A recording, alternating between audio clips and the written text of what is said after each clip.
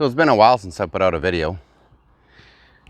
I had a bit of a rough time this spring, emotionally and mentally.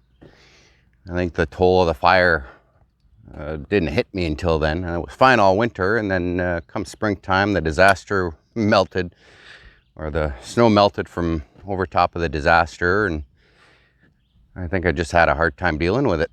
So I've been quiet as of late.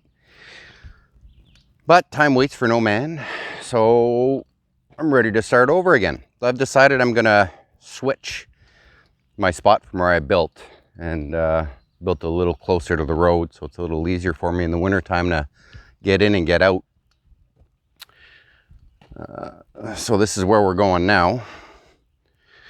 It's all pretty much still wooden. There's not a whole lot here yet, but this is where we're gonna build.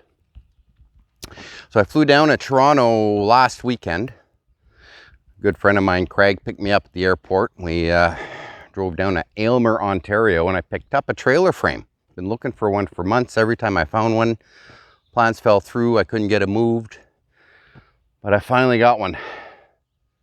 It's 50 feet long by 10 feet wide. It's an old frame from a mobile home.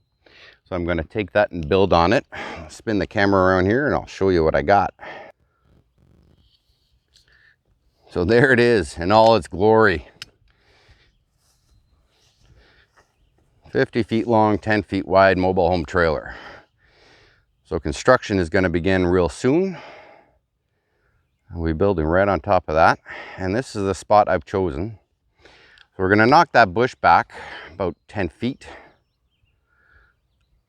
We're going to be building against that bush line there. The grass is really long. I got to whack it down today.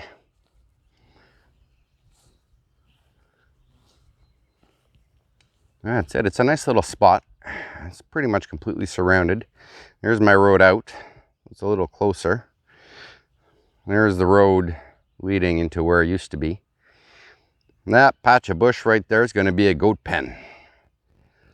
Hoping in the spring next year to get some goats, and that's where they're going to go.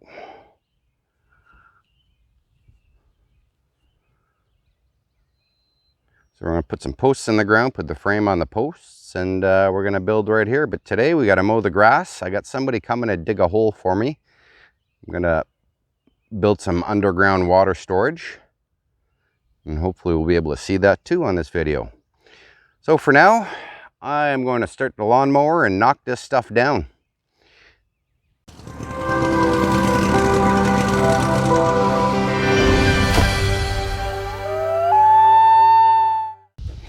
I want to start by wishing all the fathers out there a happy Father's Day.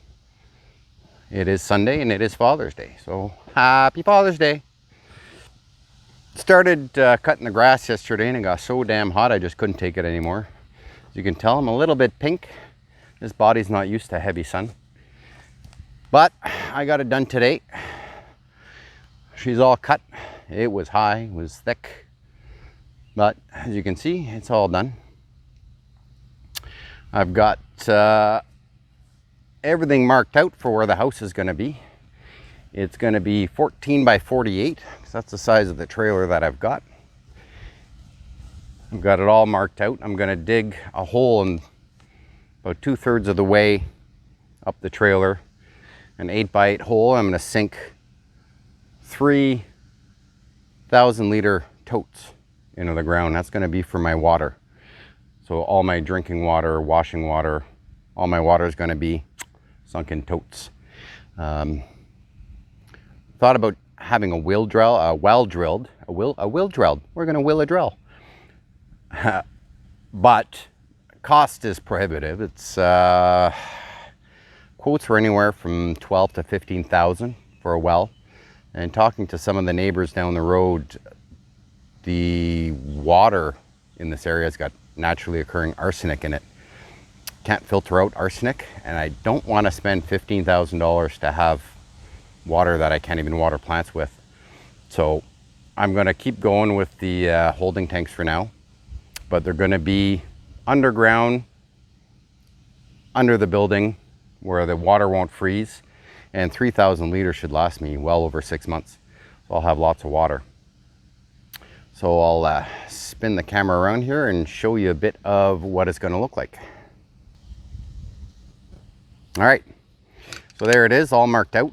The wooden posts there are the corner posts of where the corners of the structure is going to be. So that's 14 feet wide there by 48 feet long, 45, 48, somewhere in there, 45, 48, 45 feet long. That's going to be the length of it. All those orange markers are where my ground pegs are going to be. I'm going to pick up some of those Pylex ground screws that screw into the ground. They're supposed to be good for 5,000 pounds each, and I'm going to have 12. So if my math tells me, or if my math is correct, I should be good for 60,000 pounds. So that'll hold me good and level, and should keep me right below the frost line, so I should be okay. Those orange lines there is just where I marked out where the tank's going to be. So right in the center, right underneath where the kitchen and bathroom is going to be.